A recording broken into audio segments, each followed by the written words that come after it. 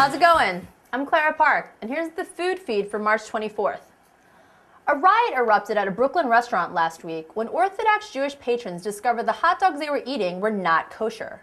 The kerfuffle began when one patron noticed a non-Jewish employee in Chaskell's Shawarma King, a certified kosher establishment, openly carrying a package of non-kosher dogs. The employee had reportedly been sent to purchase more hot dogs when the store ran out, but instead of going to a local kosher market, he hit up a goy deli that carries non-kosher meat. When it was confirmed that they were indeed non-kosher dogs, a crowd of angry patrons and passersby crowded the counter, accosting, spitting at, and even taking a swing at the manager, who was forced to defend himself with an electric carving knife. I'm assuming those resulting cuts of meat would have been kosher. Get psyched for the James Beard Awards May 4th. While many of us won't be able to afford the $450 ticket price, the good news is that Twitter will be announcing the winners live. Kudos to Twitter for making us all feel like we're part of the action. This is definitely a step up from the pointless minutia that the culinary Twitterverse offers. I don't need to know what kind of people you're seeing at Fairway or the boring breakfast you made at home, whoever you are. Last week, Philadelphia, my hometown, had a 7-day celebration of foie gras.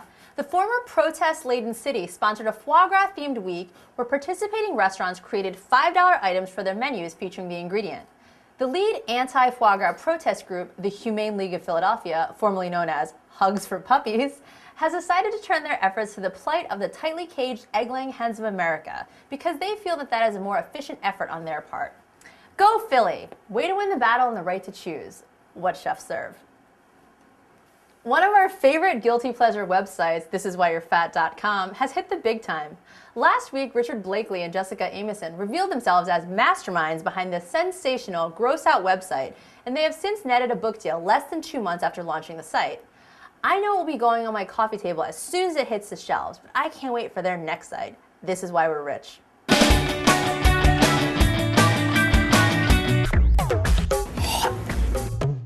Toss it around. Devour. We're here with Sito, the most famous chef, and he is the Singapore Tourist Bureau in one person. We're in the test kitchens over here of Savour magazine. Sito will run us through some of the famous hawker food of Singapore. What is hawker food? Oh man, What's the what is tradition? hawker food? How many hours do you have?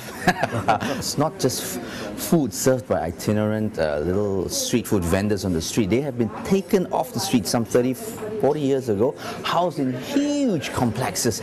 And one huge hawker center complex consists of about 150 to 200 tiny little 10 by 10 specialist hawkers. That's just one hawker center, and we have about 120 such hawker centers.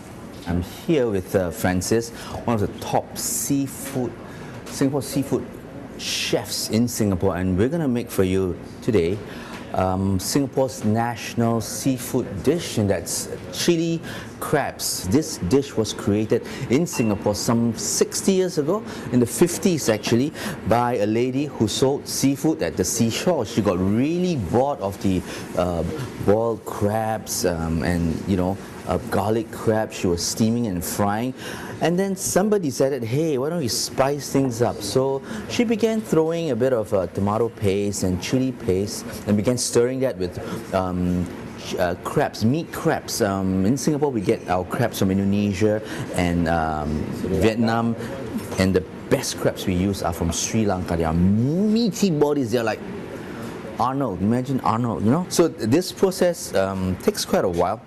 He's basically stir frying, tossing, till all the ingredients begin to sweat. Cashew nuts. Now? Yeah. This guy is a stickler for profession. He wouldn't even shortcut this for TV. You should get a sauce looking like this. Where all the oils are coming up, they're sweating.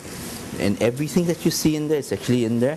They have been properly rested. They had a good night's sleep, so they are very energetic. They are very spicy. Okay, the chili crab jacuzzi is ready for the crabs now. Does each hawker? I mean, this started out in it was the tradition to take over old parking lots and. That's right. That's little back alley lanes. Right. Yeah. And Singapore being so sanitary and everything and so health conscious, they brought them indoors. Do each of them have one specialty, or do they make like 6 or 7 different dishes? 6, or sometimes the really good hawkers just sell one dish. For example, char kway teow, fried noodle dish.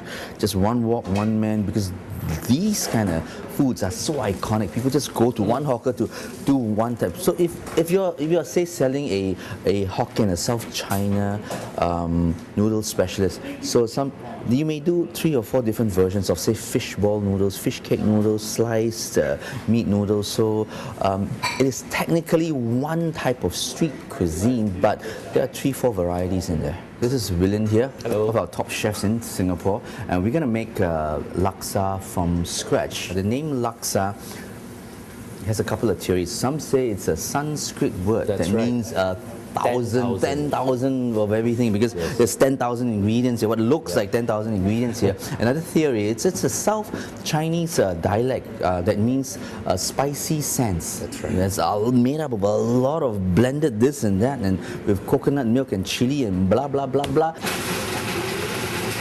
That's when I suppose somebody came up with the name laksa, spicy sands, 10,000 spicy sands. All of you who've ever had a laksa down in Southeast Asia or in Singapore, it comes in a little bowl, and it's white rice, thick white rice noodles, kind of like udon, but not quite. It's much rice-ier. It's not so gummy, and it's swimming or floating in this. It's all soaked in this pot of curry-like broth, which is actually laksa curry. And they top it with fish cakes. Some put prawns in there, and some back in Southeast Asia we top them with blood cockles, which is not easily available in the Americas. And there is bean sprouts, and we also add as a topping this very fragrant bits of leaves, chopped bit of leaves called daun kasom, which is essentially Vietnamese coriander. The interesting thing about Singapore food is that wealthy people go out, rather than to restaurants, they go out and do the street food there. Not rather than, but in addition to. I mean, it's part of the heart and soul of Singapore to do this. It's so spot on, you know. I was just telling somebody, even if you're a millionaire or 100-aire, you know, everybody enjoys street food because it's soul food, it's comfort food. Even if somebody can afford to go to Pasay or your Thomas Keller restaurants every day in Singapore, they won't. Signing off from the Savoir Kitchens here in Manhattan, New York for Devour TV. Here we go. Hey, wow. Hey, say something. Hey, not so fast. Hey, hello. Hey. How to make shrimp stock. Shrimp shells, white wine, carrot, onion, celery, bay leaf, peppercorns. Just cut your mirepoix vegetables into small pieces. This is a quick stock, so no big chunks of veg. Now add a little oil to your pot and toss in the shells. They should turn a nice deep red color. Now add a little wine, cook it down, then the rest of your ingredients.